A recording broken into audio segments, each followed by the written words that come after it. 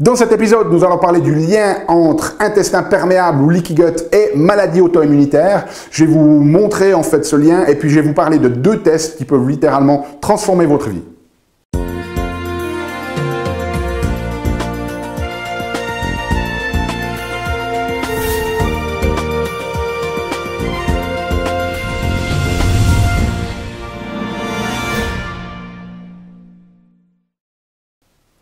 Bonjour, je suis le Dr Yannick Pauly, bienvenue à un nouvel épisode d'une grande vie. Et cette semaine, ce que je voulais faire avec vous, c'est vous parler d'une étude qui est sortie tout récemment, qui a été publiée en fait par un de mes mentors, donc une personne avec qui je prends régulièrement des cours, qui avec certains de ses collègues d'Harvard ont publié une étude très intéressante sur le lien entre intestin perméable ou leaky gut et maladie auto-immunitaire. Et puis, je vais vous montrer les deux tests qu'ils ont utilisés pour déterminer ce lien qui peuvent nous apporter énormément d'informations au niveau clinique. Alors, tout d'abord, c'est quoi l'intestin perméable? Eh bien, vraiment en surface, parce que si ça vous intéresse, j'ai une autre vidéo que j'ai faite sur l'intestin perméable. Vous pouvez chercher Yannick Pauly dans YouTube. Je mettrai le lien dans la description aussi. YouTube, Yannick Pauly, intestin perméable. C'est une vidéo de 30 minutes où je vais vraiment dans les détails de ce que c'est que l'intestin perméable, qu'est-ce qui le cause, comment on peut le tester, comment le traiter. Et donc, si ça vous intéresse, je vous recommande vraiment d'aller voir cette vidéo. Donc, pour faire très bref, notre intestin, il a un rôle important dans le sens où, voilà, il est, même si c'est à l'intérieur de notre corps, eh bien, ça reste le monde extérieur. Donc, notre intestin doit filtrer, il doit laisser entrer des choses qui sont bonnes pour nous et ne pas laisser entrer des choses qui sont mauvaises pour nous. Je n'irai pas plus loin dans cette vidéo. Allez voir l'autre si vous voulez en savoir plus. Et donc, s'ils ont fait cette équipe-là, c'est qu'il y a un nombre croissant d'études qui montrent un lien entre cet intestin perméable et des maladies auto-immunitaires. Alors, on ne sait pas encore si c'est la maladie auto-immunitaire qui crée cet intestin perméable, parce qu'on sait que dès le moment où il y a de l'inflammation dans notre corps, ça participe à la création de ce leaky gut, ou si c'est le leaky gut qui participe. Donc, on ne sait pas encore vraiment de la poule et de l'œuf. Enfin bref, ce que l'on sait, c'est qu'il y a un lien, une association entre les maladies auto-immunitaires et cet intestin perméable. Et donc, ce qu'ils ont fait dans cette étude, ils ont pris deux tests. Le premier, c'est un test d'anticorps contre certaines molécules qui sont impliquées dans l'intestin perméable. Et dans ce cas-là, ils ont testé des anticorps contre ce que l'on appelle la zonuline, qui est une molécule qui va réguler la perméabilité de notre intestin, et puis l'occludine, qui est une molécule qui va aider ce qu'on appelle à la fonctionnalité des jonctions serrées, c'est-à-dire ce qui maintient les cellules entre elles pour rendre l'intestin imperméable. Si de nouveau vous voulez plus de détails là-dessus, regardez ma vidéo sur l'intestin perméable, j'explique plus en détail exactement ces mécanismes. Donc ils ont utilisé ces anticorps comme mesure d'intestin perméable. Et puis ensuite, ils sont allés mesurer 24 autres anticorps qui sont un petit peu représentatifs des différents tissus du corps.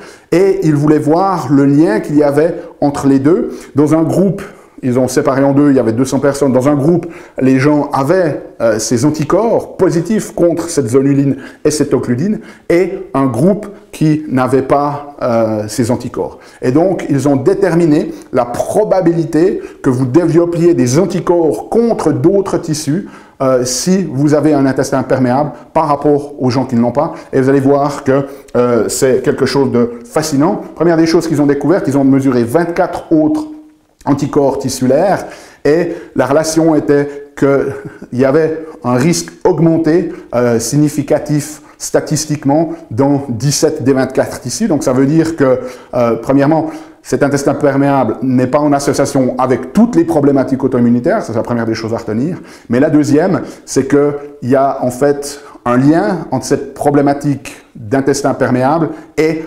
des maladies auto-immunitaires très diffuses dans notre système, donc au niveau cérébral, au niveau articulaire, au niveau intestinal, etc. Donc ça veut dire que cette problématique d'intestin perméable, eh bien, ne va pas juste donner une problématique intestinale, ça va participer à de nombreux autres problèmes ailleurs dans votre corps. Ça, c'est l'autre information très importante à envisager. Donc, première des choses ici, premier groupe d'anticorps qu'ils ont pris, ce sont des anticorps contre les cellules pariétales et le facteur intrinsèque. Ça va nous donner une idée de l'auto-immunité au niveau de l'estomac. Et là, vous voyez que pour les cellules pariétales, eh ben, le risque d'avoir des anticorps contre ce tissu-là, si vous avez un intestin perméable, eh bien, était de 5,8, donc quasiment 6 fois augmenté, en sachant qu'en médecine, si vous avez déjà un risque augmenté qui est de 30%, 40%, c'est déjà énormissime. Quand on parle de 6 fois, c'est énorme.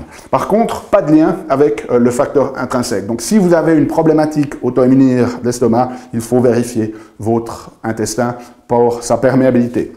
Ensuite, deuxième élément qu'ils sont venus mesurer ici, c'est des anticorps ASCA et ANCA. Ça a à voir avec votre tube digestif. Deuxième élément qu'ils ont mesuré ici, c'est ce qu'on appelle des tropomyosines. La tropomyosine, c'est une constituante du muscle lisse que l'on va trouver dans l'intestin.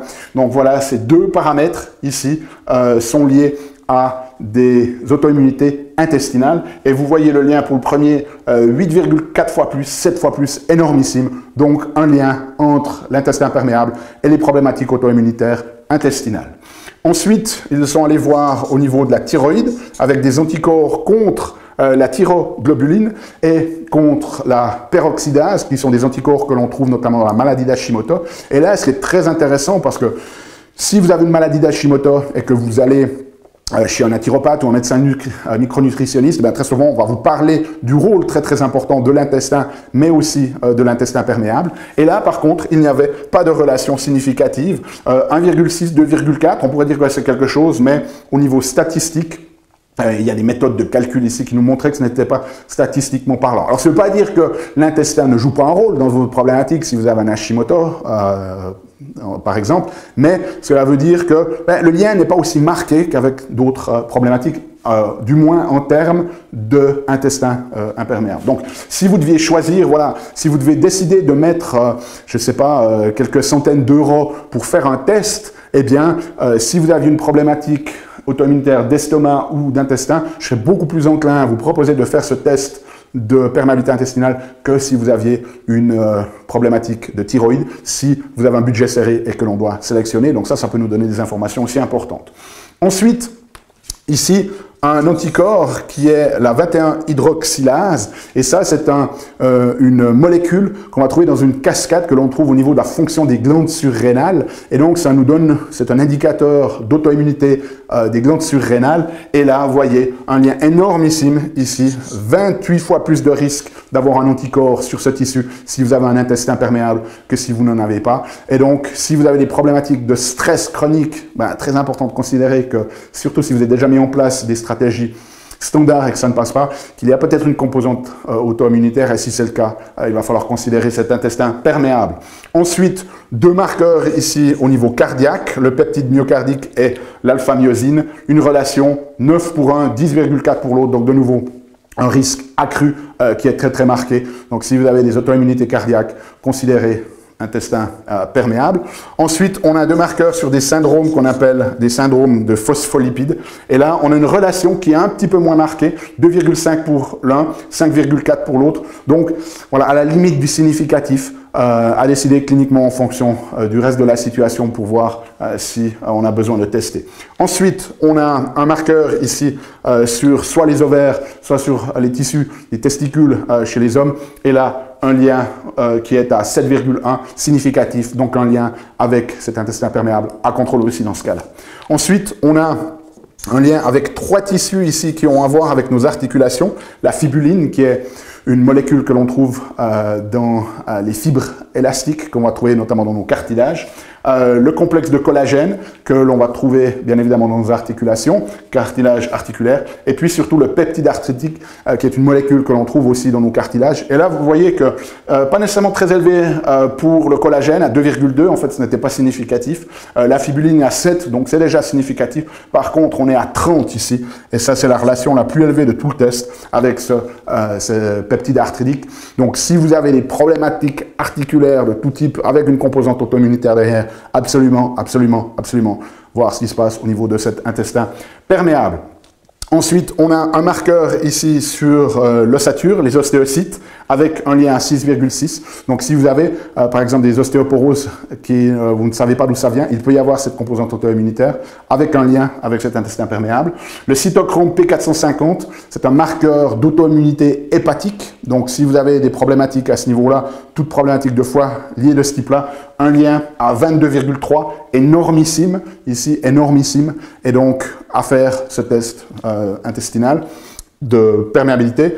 Ensuite, on a 2 marqueurs ici sur l'auto-immunité pancréatique, pas le lien avec les anticorps contre les cellules d'Islet, et un lien à 10 avec la GAD65.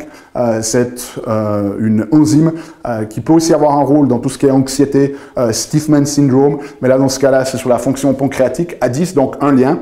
Et ensuite on a ici 5 tissus cérébraux avec des relations qui vont de 2,7 pour l'alpha-tubuline à des relations qui vont à 22 pour les tissus ici du cervelet. Donc un lien majeur. Donc si vous avez des auto-immunités qui s'attaquent à votre cerveau, eh bien, très très important de regarder ce qui se passe aussi au niveau de ce leaky gut. Et donc, les 2 tests ici qu'ils ont utilisés, ce sont des simples prises de sang qui permettent de mesurer ces anticorps. Le premier, cette prise de sang pour tout ce qui a à voir avec l'intestin perméable, j'en parle plus dans la vidéo là-dessus, et l'autre, c'est ce panel d'anticorps ici qui nous permettent de tester 24 tissus et d'avoir une bonne vision d'ensemble, de voir si vous avez de l'auto-immunité qui est en train d'attaquer vos tissus. Et ce que je peux vous dire après bientôt 25 ans d'expérience, plus de 150 000 consultations, c'est que si vous avez une problématique chronique, et que vous avez été juste dans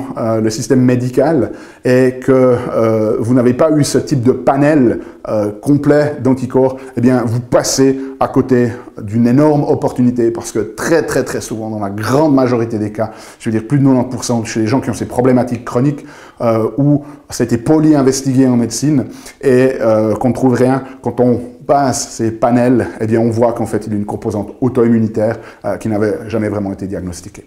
Donc voilà, des informations peut-être un petit peu plus techniques ce mois-ci, mais je crois que c'était important de vous le dire, cette nouvelle étude qui montre vraiment ce lien énormissime pour certains tissus entre notre intestin perméable et le risque de certaines problématiques auto-immunitaires, avec des risques ici, comme je vous disais, si on parle de 20, 30%, 40% en médecine, c'est déjà beaucoup. 100%, ça représente un risque de 2, hein, si vous voulez, mais alors là, quand on parle de voilà, 10 fois, 28 fois, 30 fois, 20 fois, c'est juste énormissime comme lien.